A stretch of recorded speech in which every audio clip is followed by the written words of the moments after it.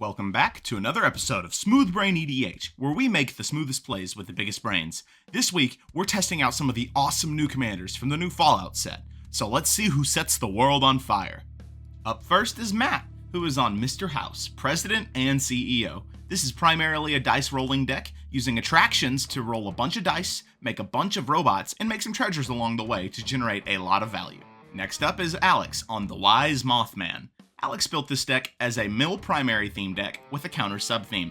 The Wise Mothman is looking to make some big creatures in order to overrun his opponents. Our third player today is Jason, playing Rex, Cyber-Hound. Jason's looking to assemble a Frankenstein combo by exiling cards underneath Rex, using those activated abilities, and eventually pinging down his opponents with a walking ballista. Last up is Caden, piloting Caesar, Legion's Emperor. This is a Mardu token strategy, looking to flood the board with numerous tokens and use Caesar's triggered ability to grind out some value and eventually drain out his opponents. We're about to dive into that game, but before that, go ahead and like and let us know down in the comments which deck you're rooting for.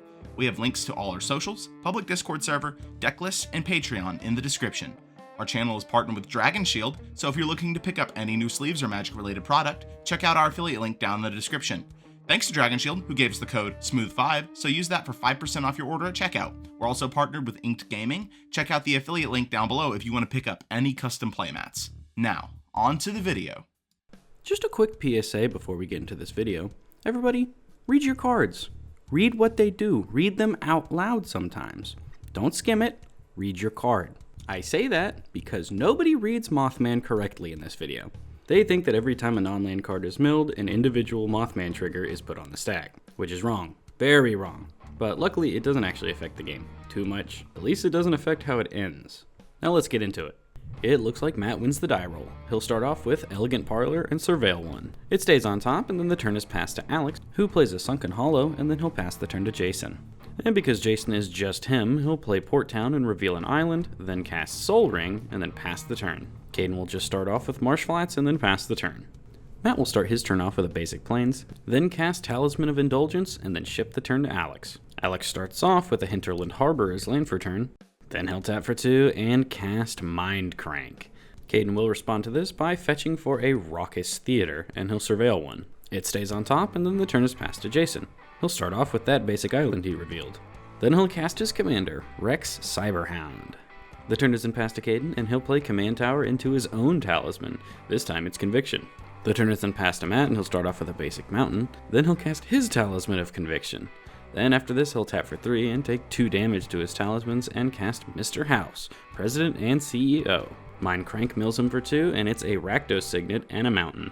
Let's then go to Alex's turn, where he'll start off with a Forest. And then he'll just pass the turn to Jason. And Jason will just start off by swinging for 2 at Alex, and Alex takes the damage. Combat damage trigger, Jason will gain 2 energy, and Alex mills 2 cards. I'll mill a Jace, Perfected Mind, and a Monastery Mire. Post-combat, Jason will cast the Lock Lurker and mill 4 cards. So got a Beach, Swords to Plowshares, an Aetherling, and an Aether Hub.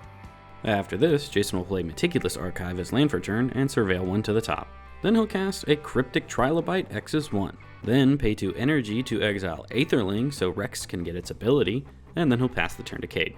Caden will start off with a Snow Swamp as land for turn. Then we see Caesar, Legion's Emperor, hit the battlefield. The turn is then passed to Matt, and he'll play another Mountain.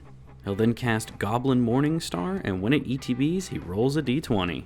He rolls a 12. This will make a 1/1 Goblin and attach the Morningstar to it.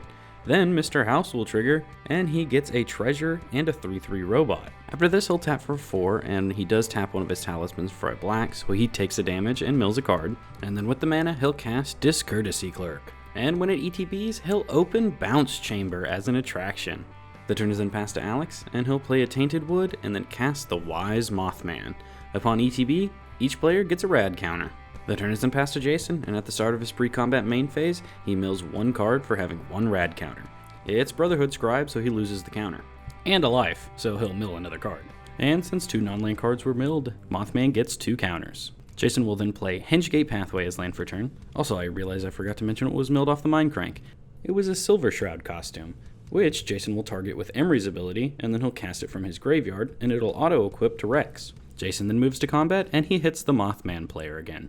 Upon connecting, he'll get 2 energy, and Alex mills 2 cards. Those cards are Fraying Sanity and Opulent Palace. and the Mothman gets a counter. Post-combat, Jason will cast Farmstead Gleaner, then he'll just pass the turn, and on Caden's upkeep, he mills 4th Aerolingus, and then he'll lose his rad counter, lose a life, and then mill Intangible Virtue. This nets Mothman 2 counters. After this, Caden will play a basic swamp as land for turn, then he'll cast Illustrious Wanderglyph and pass. At the beginning of Matt's upkeep, he'll make a 1/1 artifact creature. Then on his pre-combat main phase, Matt mills an Arcane Signet and loses a life, and a rad counter, and then Mindcrank mills a Brazen Dwarf, and Mothman is growing considerably. Matt will then roll for his attractions. He rolls a 5 so he doesn't visit any, but Mr. House does make him a 3/3. We then get a cat attack for the second week in a row, and then Matt casts Staff of Domination. The turn is then passed to Alex, and he'll mill Corpsejack Menace and lose a life and his rad counter. Mothman also gets a counter, and then he'll play an island as land for turn. After this, he'll move to combat, and he swings for 11 in the air at Matt. Attack trigger, and everyone gets another rad counter. And then when Matt takes his 11 commander, he has to mill 11 cards. Oh, Iron mind Mastiff. crank. Scalding Tarn, Miracle's Edict, Arid Mesa, Shadowy Backstreet 5, Bloodstained Mire 6, Basic Swamp 7, Ruthless Technomancer 8, Captain Rex Nebula 9, Godless Shrine 10, Deadbeat Attendant. And that's all 11. Mothman should only get 1 counter here, but they put 4 on him. Now let's move to post-combat main phase. He'll pay 2 life and 5 mana to cast Vraska, Betrayal's Sting. When it resolves, he'll 0 her to draw a card, lose a life, and proliferate all those rad counters and Mothman's 1/1 counters. The turn is then passed to Jason. We've got some mills, he's got a mill too. It is a Sabine's Reclamation and an Aether Geode Miner, He'll then lose 2 life and his 2 rad counters, and then have to mill 2 more. Ancient Den, and Thirst for Knowledge. After this, Jason will play Minamo as land for turn. Then he'll move to combat, and, well, Planeswalker's open for business, so die. Yeah, he'll swing 4 at Vraska and kill her. Then, post-combat, Jason will tap for 6 and drop an Aether-Dyed Whale.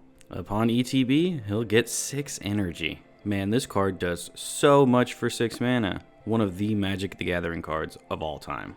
After this, Jason will pay 2 energy to exile Aether Geode Miner to Rex. Then the turn is passed to Caden. He takes note on upkeep that he is ascended, then he'll draw his card, and then resolves his rad counters. I mill Liliana Dreadhorde General and a Mountain. Only one of those was non-land, so he'll lose 1 rad counter and a life, and then has to mill 1 more. And that one's a Brutal Horde Chief. After this, Caden will play Castle Ardenvale as land for turn, and then tap for 4 and cast Anointed Procession. After this, he'll tap for 2 and take 1 to his Talisman and mill a land, and then he'll cast Securitron Squadron. Caden will then move to combat, and he'll swing his Wanderglyph and his Gnome tokens at Alex, and Caesar will trigger. He'll sacrifice his Summoning Sick Gnome to make 4 1/1s attacking Alex, and they all enter with +1/+1 counters. Wow, Securitron Squadron's pretty good. Oh yeah, and the second mode he chooses off Caesar is draw a card and lose a life, and he has to mill a card too. And it's just another land. So yeah, moving to damage, Alex can't block, so he takes 19 and drops to 13. Caden will then pass the turn, but Matt stops on end step to activate Mr. House's ability, and he sacrifices 1 treasure to it. This lets him roll 2d6, 1 is a 5 and 1 is a 2, so he makes a 3/3.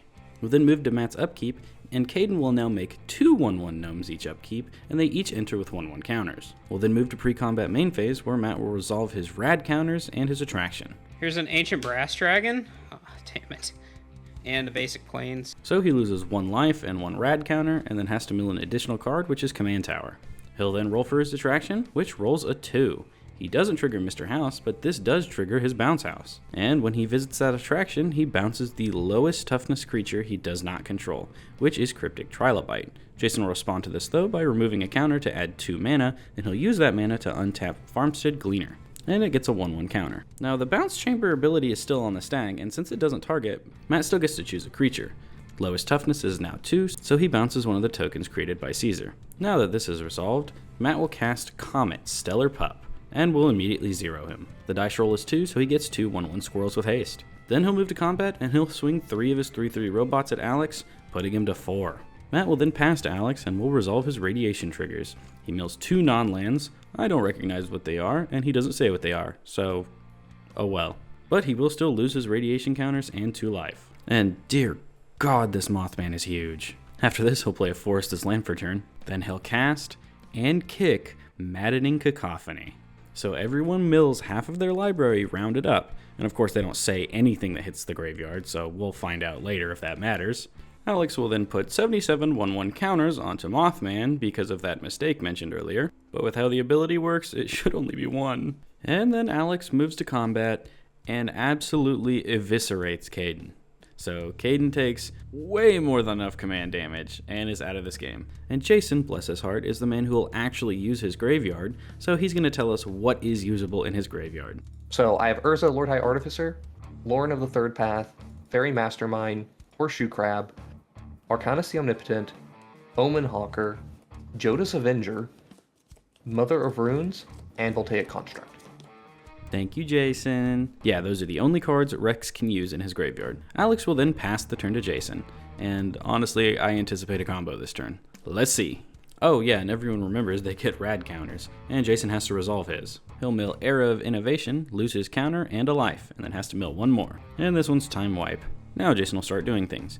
He'll start off by paying 2 energy to exile Omen Hawker to Rex. Then he'll do it again, but this time with Horseshoe Crab. This presents a loop where he can tap Rex for a colorless and a blue, and then pay a blue to untap Rex. So he can get infinite colorless mana that can only be spent to activate abilities. He'll then cast a Walking Ballista, X's 0, which dies when it hits the battlefield. Then he'll pay 2 energy to exile it. So now, with this infinite colorless mana, Rex can get infinite 1/1 counters and then infinitely ping everyone. For lethal. What'd I tell you? I told you the combo was coming. Anyways, that makes Jason and Rex the winners. Congratulations. Well, everyone, there you have it. That was actually a very exciting game. Everyone got to make a lot of fun game actions and become threatening at some point of the game. Not gonna lie, I was rooting for Mr. House because rolling dice is just fun. The inner D&D player in me just needs that to do well. Anyways, did you guys enjoy the game? Let us know down in the comments below if you did. While you're down there, don't forget to leave a like and subscribe if you haven't already. But that's enough for me today. Hope you all have a smooth day.